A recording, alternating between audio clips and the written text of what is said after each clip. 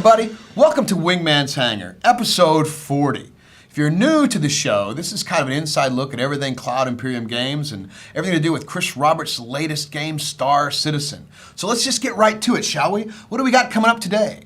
Well, we have the Week in Review. It's kind of a big week in review this week. We have forum feedback with questions and videos from you. We have Wide World News, which is real tidbits from the world at large. And we have an interview with Jeff Uriarte. Let's get right to it, shall we?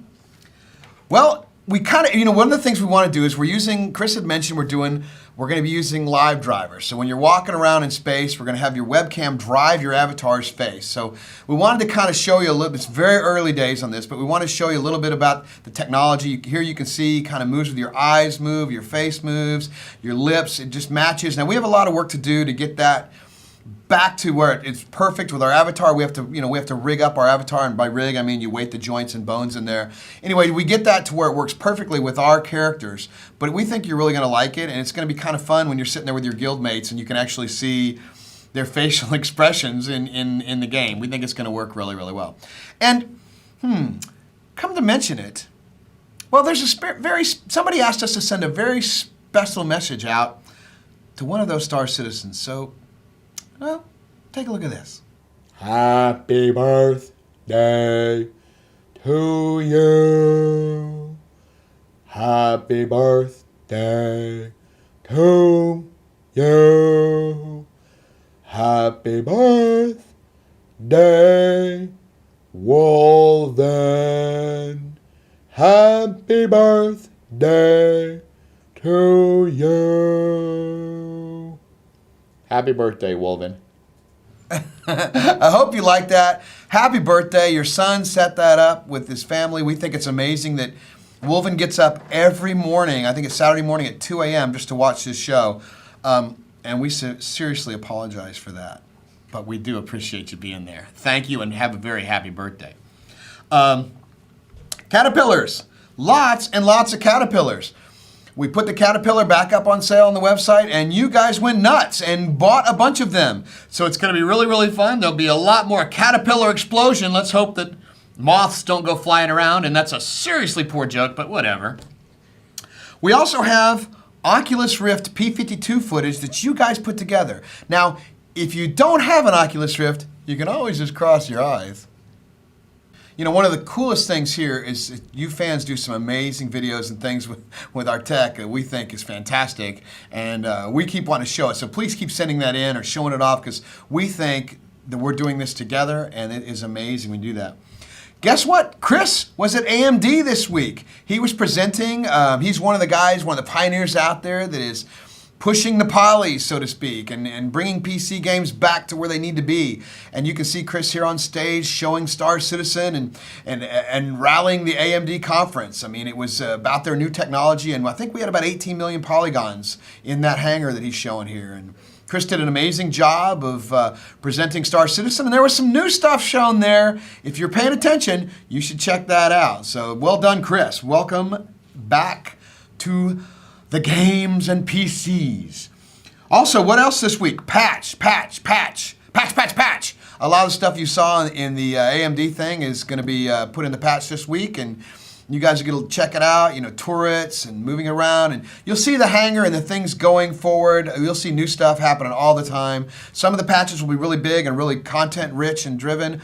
Others will just be minor details that just enhance things, but we still want you to be in there playing it, checking it out, sending in your details and stuff, and finding stuff that will break it for us, okay? 20 million. Holy shisa! We hit 20 million yesterday. That is amazing. This is, what this is? It's humbling. It's incredible. I guarantee you all the publishers are out there looking at this going, uh-oh, they're probably shaking in their boots, because what's happened now is you folks have been saying you want a voice, you deserve a voice, and you're able to vote with what you want. So thank you from the bottom of our heart. We will make sure that this game is going to rock for you because you believe in us, and it's very touching, and thank you. Hard to go from that thank you to what we have next, but we got a space plunger. Yeah, somebody came in and applied for a job this week, and it's a space plunger.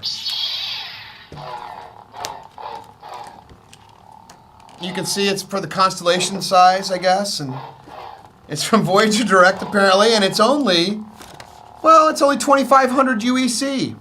Who knows? It says extra caution is advised in zero gravity. Not recommended for use on clogs caused by Vandul, Kilrathi, Tribbles, or disposed contraband. Requires RSI Origin Jump Works compatibility ship. This is amazing. Well, you guys, again, thank you very much for this, I think. Amazing. We also had team massages. Oh my gosh, this is probably one of the best gifts we've ever gotten. Sent a massage therapist down, and everybody got little 10-minute chair massages, and you can see here everybody's taking a little advantage of that and having some fun, and we all really appreciated that. It's a stressful job sometimes. We know we have a lot to do for you guys, but this was very helpful. And actually, she was so good. Rebecca was so good. We're going to bring her back, I think, on a monthly basis for us here. So, good job. Thanks, guys. Now it's time for Wingman's weight. Well, started at 236 pounds, as you guys all know. Last week, I'd made it all the way down to 215. Well, where are we this week? Yeah, still 215. I've stagnated! Oh my God, I know, I got to do something about it. So, I still haven't been exercising. I know, I apologize for that, but at least I'm not going that way. So also this week, Jump Point 10 is out. For you subscribers that support this show and make this possible, today is Jump Point Day. Da-da-da, da-da-da. The new Jump Point's out, so it's going to be really cool for you to check out and see what's happening. And with every Jump Point episode, we have our very own Alistair Fitzsmithy. Take it away, Alistair.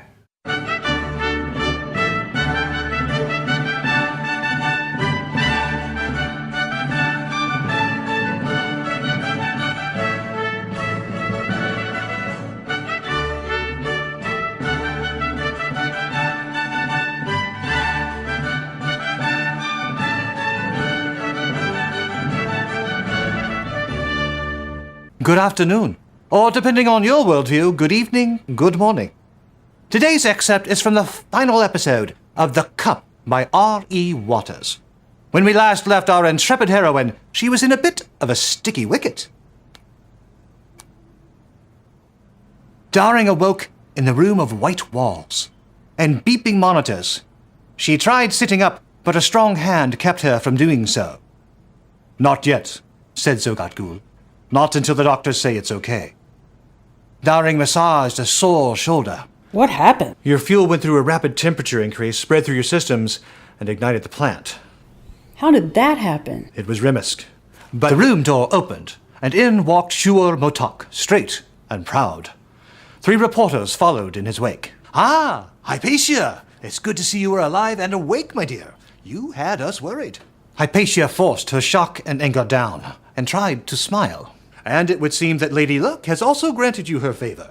With my gift, you can return to the race. Motok glanced at Ghoul. I was just about to tell her. Well, let me say it proudly for all to hear, then. Motok turned to the reporters. The Motok Family Corporation condemns the actions of Yokande Rimisk. The integrity of the race must be maintained. In the spirit of goodwill and healthy competition, I have donated my personal M50 so that Hypatia Daring may re-enter the race. I'm not putting one toe into that. Ghoul applied pressure to Daring's arm once again. What Miss Daring means to say is she's honored to accept your gift and looks forward to the competition in the days ahead. Of course. Well, let's leave Miss Daring alone, shall we? Motok and the reporters scurried out. You're not my father, old man. Don't answer for me. I'm not your father, that is true, but I am trying to help you grow up just a little bit. If you refuse Motok's offer, he will have won 3 times. By eliminating Rimisk, by eliminating you, and by damaging your reputation. Listen, racing is as much about public image as it is about skill. Don't damage your reputation further by being ungracious. The story continues in issue number 10 of Jump Point. I'm Alistair Sinclair Fitzsmithy. Good evening, good afternoon, good morning, and good night.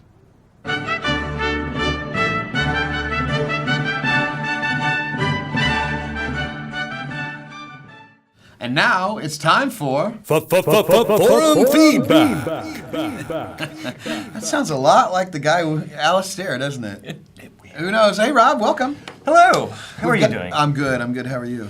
It's been a good day. It's been a good day. A good day to die on forum feedback. So let's get right to the questions, right? From Horace, he says, is there a lobby plan for the dogfighting module so you can group up with friends?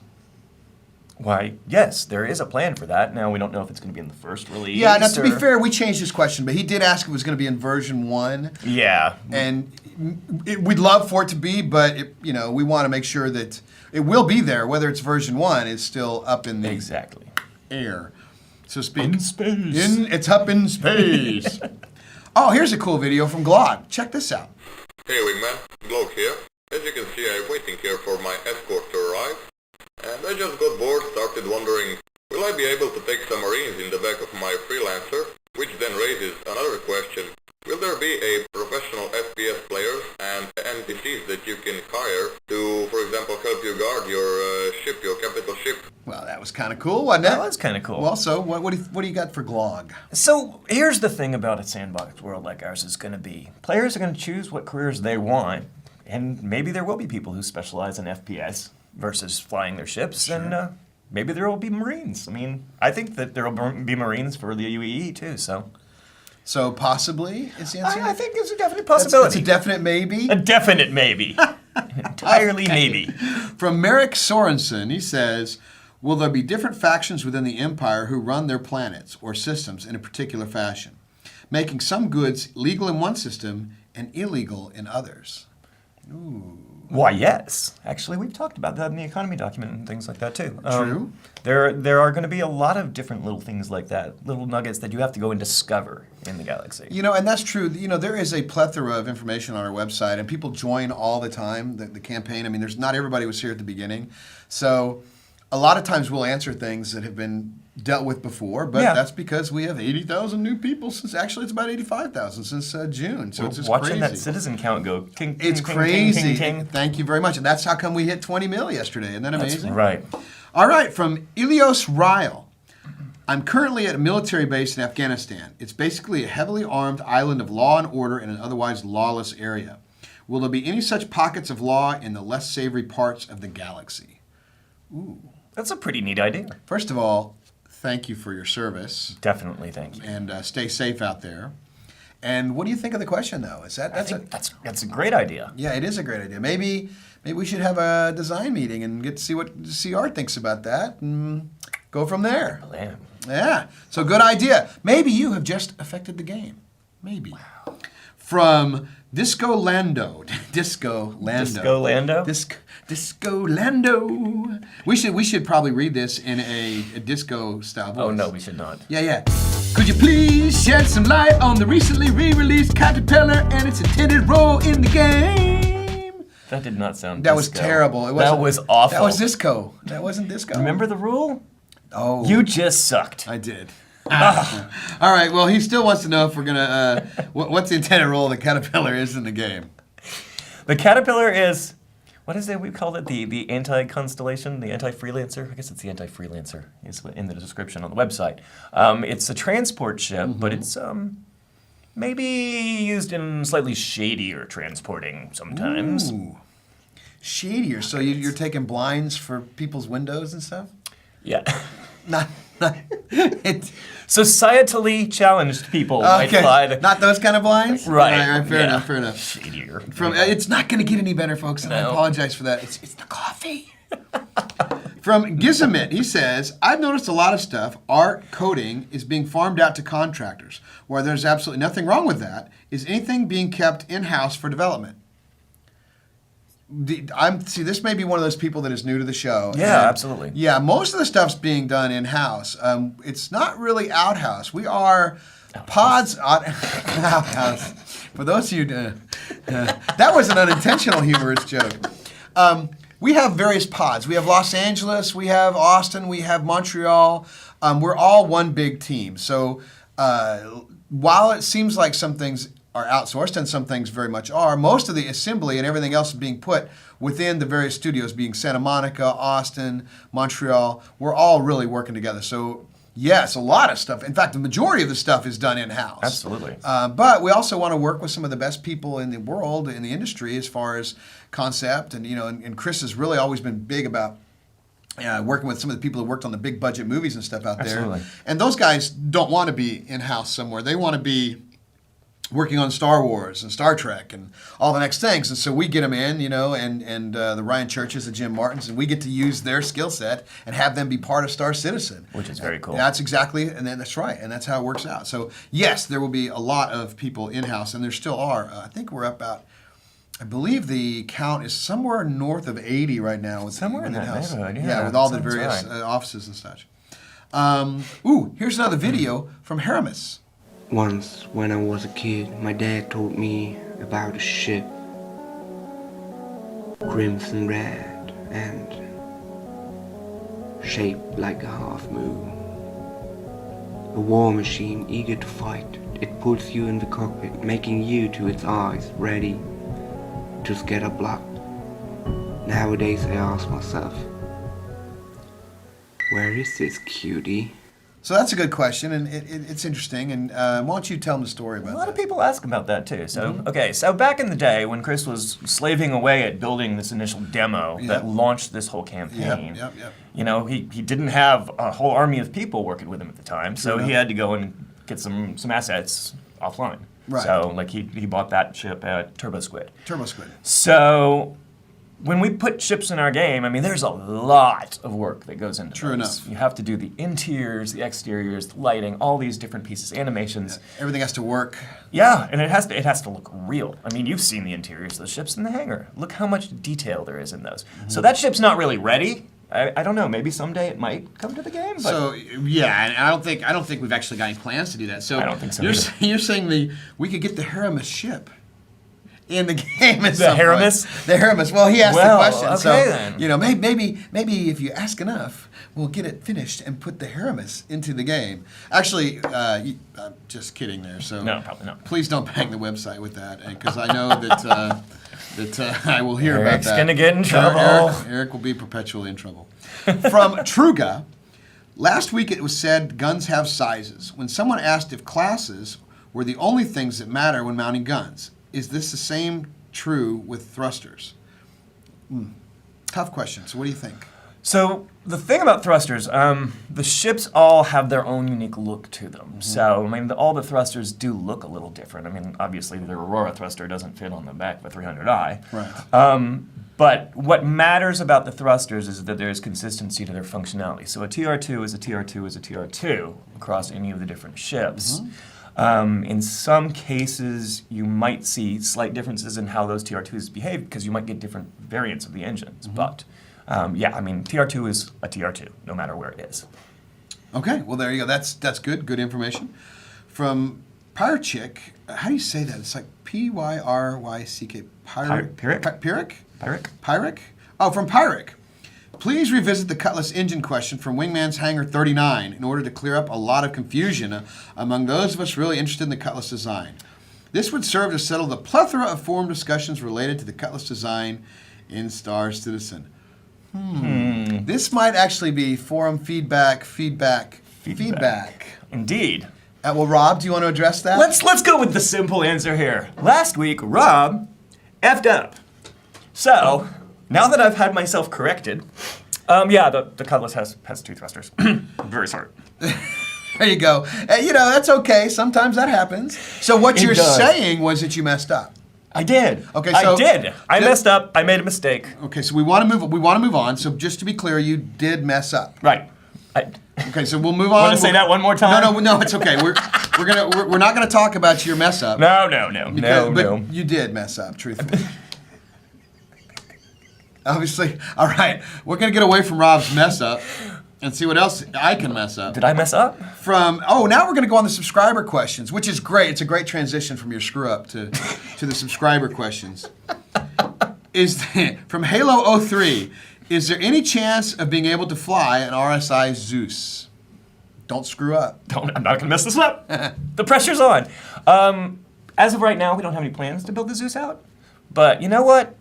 at some point or down the road, you never can tell what happened. We may have a bunch of collector ships. And that's kind of an older ship anyway. That is it. Yeah, I wouldn't keep up. Right. But you never know. I mean, it might be useful somewhere else in the future. And I mean, this game, if we do this right, it's going to go on for years and years, and you guys are going to be playing it, and we'll be adding stuff left and right. So Absolutely. maybe the Zeus 2 shows up. Ooh, that'd be neat. Maybe what's Zeus's? Maybe the lightning bolt. Zeus could shoot a lightning. Poseidon comes up. Who knows? This guy's got an excellent name. He's also a subscriber from Eric. Wow. Yeah, I know, right? I'd like to know if ship's hull will have any weak spots. Could those spots be exploited to strategically damage underlying components? Example, a coolant line running underneath the hull. Well, the way the ship parts work is they have physical locations in the ship. So if you do shoot through the armor, for instance, and hit a certain location, you might damage, different components. Right. So So it's not a hull point that's weak. Not necessarily that much detail, but certainly there are spots you should aim for. Like, for instance, the Aurora says target here with missiles sitting on top. It's like, don't you want to shoot there first? So there you go, Eric. From another subscriber, Electronic Scavenger. Regarding hosting my own server, will there be updates available as new systems are discovered and as they are added, as well as ships and items in the game? And if so, would it be a 3-month delay or something, or almost right away? Now, I think what he's really asking, and what a lot of people have asked, and if we mess this up, let us know. I think what he's really asking is if he's running his own server and we're updating, are they then going to know where the secret systems when they're added are? Right. Or how are we going to handle that? Or are we planning to? And that's the important part of it, too, is that whatever the secrets are in the game, we're not going to let personal servers mess up our persistent universe. Right, so right. whatever the system ends up being, that's a discussion we still have to have with Chris. True. But whatever that system is, we are going to make sure that things get found in the persistent universe first. Right, and Chris is very aware of that, and he knows. We want to have servers out there that people can use, but we don't want it to screw up for everybody else out there. Right. So, We don't no mess ups. there will be some system out there, but it's something I don't think we've gotten to the final design on yet. Not yet. All right, here's a video from some of our better video contributors, from B-Man and the B-Women. All right, Debbie, I called you out of school again. What? It's okay, you don't need 4th grade. Daddy, But I'm late. what I want you to do is to go into my Bengal carrier, crash it into an asteroid if someone tries to take it. Okay? Are you serious? Yes, crash it. Crash a Bengal carrier? Yes, crash your Bengal carrier, yeah. Dad, that's it. Look at me. What? Well, I guess I'm driving us to school again. Wow. Well. I feel so sorry for his daughters. I'm sure they love hearing about this game all the time. Yeah, that's very cute. I love That is their great. videos. So, do we have an answer for that question, or did we just want to show the video because it was really cool? I think that's the answer. Is we just wanted to show the video because it was really cool. I don't know. I mean, if you go to the trouble of destroying a carrier, I mean, it's not like they just grow on trees. They're just gonna pop another Bengal carrier. Boing! New Pop carrier. Up, pop up. Stretch goal. $57 million stretch goal. Bengal carriers for everyone. No, probably not gonna. Don't say that. Redacted. We'll get to 57 million tomorrow. I know. That's true. Well, thank you very much, Rob. I appreciate you joining me here. You're welcome. You know what time it is? It's time for Ben Lesnick and this week's Most Valuable Post.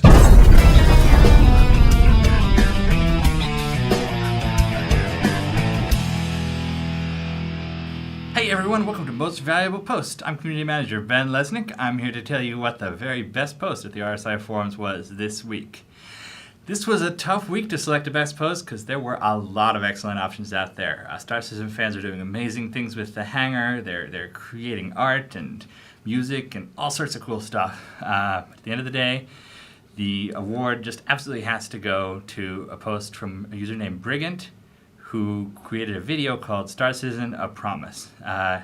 It's about why he backs Star Citizen, and it kind of walks you through the experience that we all have. I think we all saw Star Wars at a young age, and we wanted to live that, and about how he believes that Chris Roberts is going to make that happen. And it very much mirrored my own feelings about this, and I think a lot of users, it definitely struck an emotional chord. Just check this out. You might not get to blow up as many things as you like in the end. There might be not so much PvP as you have hoped for, But this will be a hell of a game with scope and vision, and nobody can deny it looks damn sexy already. If you have not backed yet, I invite you to join robertspaceindustry.com. You can watch this baby grow day by day because they show it off daily, hourly, and that alone is worth your support, and that's a promise. See you in the verse. Brigant, over and out. Sorry, folks, I've got something in my eye. Back to you, Eric. Wow. I mean, there are videos and there are videos. And I have to say, that was touching. I mean, it almost brought a lot of us here in the office and various offices to tears. It was amazing. It was well done. So please check out that video. It's inspiring. I mean, that is completely why we are doing this. And Chris, I know, loved it as well. So thank you very much for that. And it absolutely deserves the MVP. So thanks, Ben, for that. And thanks for that awesome video. And now it's time for Wide World News.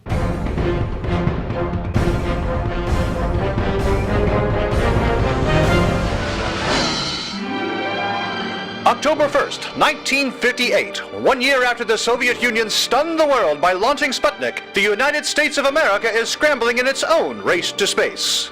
In the midst of a Cold War, a country that aspires to global preeminence cannot let that challenge pass. The Russian triumph spurs the space age, and in particular, the founding of the National Aeronautics and Space Administration. Born from the former NACA, NASA will rise to the occasion, conquering the moon, taking the high ground by landing a man on its surface. NASA will send satellites to other planets and deep into space. And NASA telescopes will peer further back into the history of the universe than man has ever seen before. The National Aeronautics and Space Administration, turning science fiction into science fact. In space. And now it's time for an existential break with our very own Mark Skelton.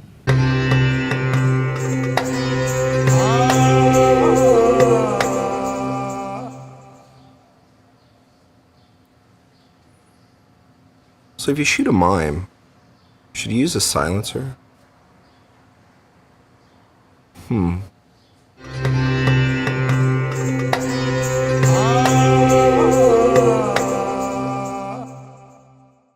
Well, there you go. That's a haziest of thoughts. And everybody, look who's here. It's Jeff, the Hair Uriarte. How you doing, man? Good.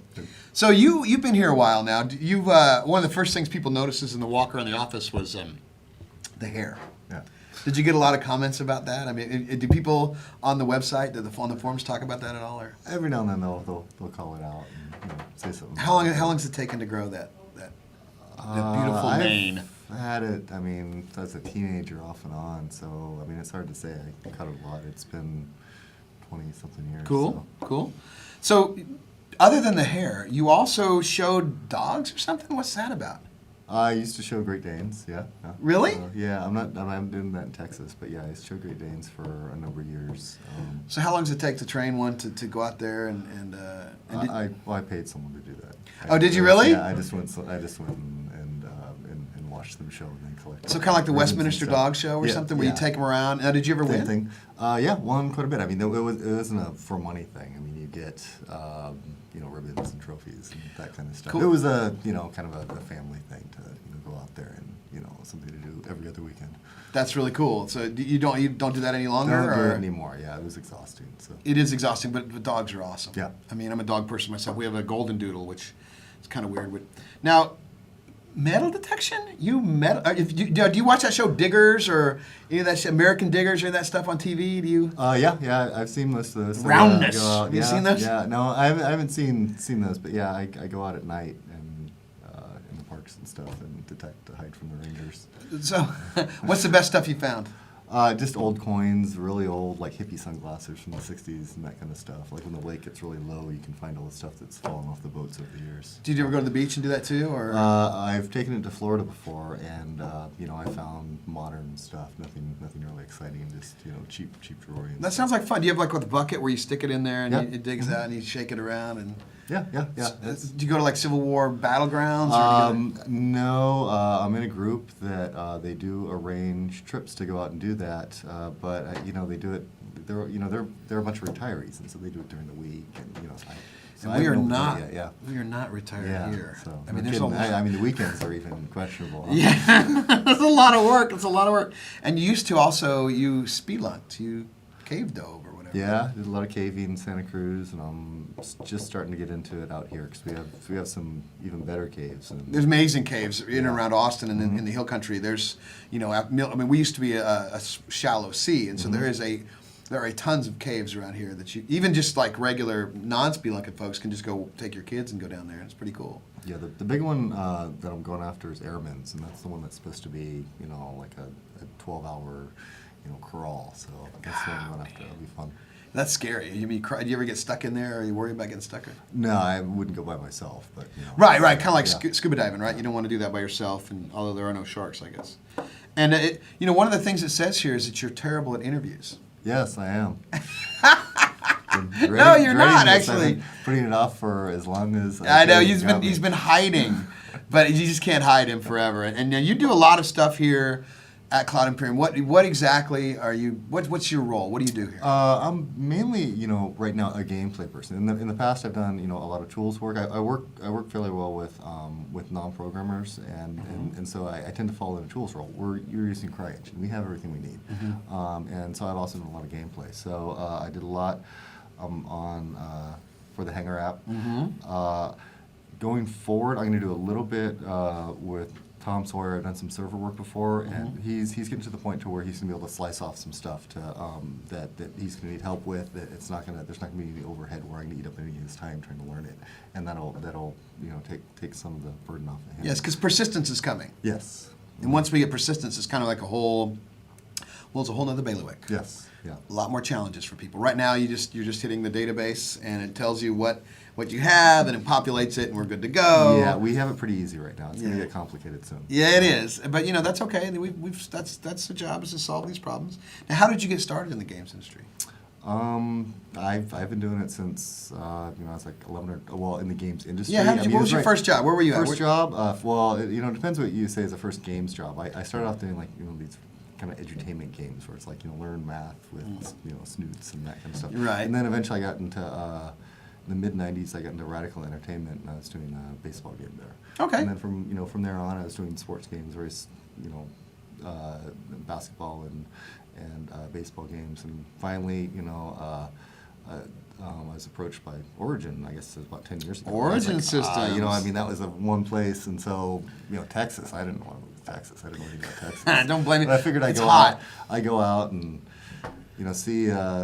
Do anything for a year, and then I'll just go back to California. I came out here, I got hooked. Austin is a great town, and fortunately there's a lot of shops here, and I've been able to stay in Austin. Right, now shops being places to work in the computer games industry, not like and the cool thing about that actually is that we have California and Texas covered in our offices, and so people can, if you want to be in California, you can be there. If you want to be in Texas, you can be here. It's kind of cool. Now, what projects have you worked on? What are the main? What are the biggest ones? What are the ones you're most proud of? Star Wars Galaxies was, Ultima Online and Star Wars Galaxies would probably be the most popular one. The longest project I worked on was Dark Millennium Online, and that was going to be the 40K of MMO. Got canceled, right? Right. When visuals started to go down. So that was unfortunate. That was probably the largest project I've ever worked on. Right. Most recently, I was with a small group of friends at Stoic, and we were working on the Banner Saga. And so we did the multiplayer. Wasn't that a Kickstarter game? Kickstarter, yeah. Yeah, cool. And so we got the multiplayer version of that done, and the original founders, they're finishing off the single player right now, and pretty soon, hopefully, within the next year or so, they'll get that. It's very cool. Yeah. I mean, the whole crowdfunded thing, which we're obviously a big part of now, is really, really game changing. Mm-hmm. Game changing. Did you see how I did that? Yes, I know it's not that funny. I agree. So what are you most excited about with Cloud Imperium or Squadron 42? What are you most looking forward to? Well, the game itself. It's what I really enjoy about live MMOs is what the players do in the game, and you can't predict it, and then you either do stuff to clamp that behavior, or you start coming up with systems to enhance that, because it's something that we didn't even think about. And that's some of the coolest stuff that's for me, that I enjoy. And we're kind of doing that now, though. I mean, usually that happens when you release it, but we're finding out now what they want. We're asking what they want to see in the hangar, what kind of things they want, and then we're going to chase down that direction for development. Yeah, so that's some of the most interesting stuff for me. It's challenging. Yeah, it's challenging. For sure. I mean, because you can't give too much, because then you don't want to take stuff away. So. Right. Well, exactly. Never want to take it away. So, what games are you playing right now? When you have are any of us really playing games right now? I'm playing right now. Okay, it's cool. Actually, in the past couple of weeks, it's been somewhat normal. Oh yeah, right. I'm trying to finish off Diablo 3 on the consoles. One more achievement left. I got one last night, and then Grand Theft Auto 5 is waiting for me. So. I got that. We actually have that here in the office. We have things that we can check out for people to check out. So if you need to check out that, we have that here. Well, listen, I want to thank you for joining us. You actually did really well in the interview. Just for you're not allowed to go anywhere. Just hang on for a minute. I want to thank subscribers and pledgers. Without you guys, we just don't have a game to make, and we aren't changing the world. And without you guys, just things are happening. So we are changing the world, and it's thanks to you guys, especially subscribers. Coming up this week, patching and design. Patching and design. Yeah, patching and design is pretty much what we're doing all the time right now. Please join our YouTube channel so you can find out what goes on a weekly basis. You'll get the first alert when things happen. Submit your questions on the RSI forums for forum feedback. If we didn't get to your question, bring it up again next week. Eventually, we're going to get to all of these. Hopefully. I mean, we just can only show so much. Otherwise, it'll be like one big, long question and answer session, and that probably wouldn't be that interesting to watch. Also, Wingman's Hangover takes place 15 minutes after the show. We'll give you a little inside look at, just some crazy, zany things. We'll maybe take a few Skype calls, have some fun. It's just kind of a much less formal Wingman's Hangar, but, much less formal. It's kind of like where the roots of this began. And remember, if you want your stuff featured on Wingman's Hangar, send it in. We just might use it. Where are we going to see them? In the verse.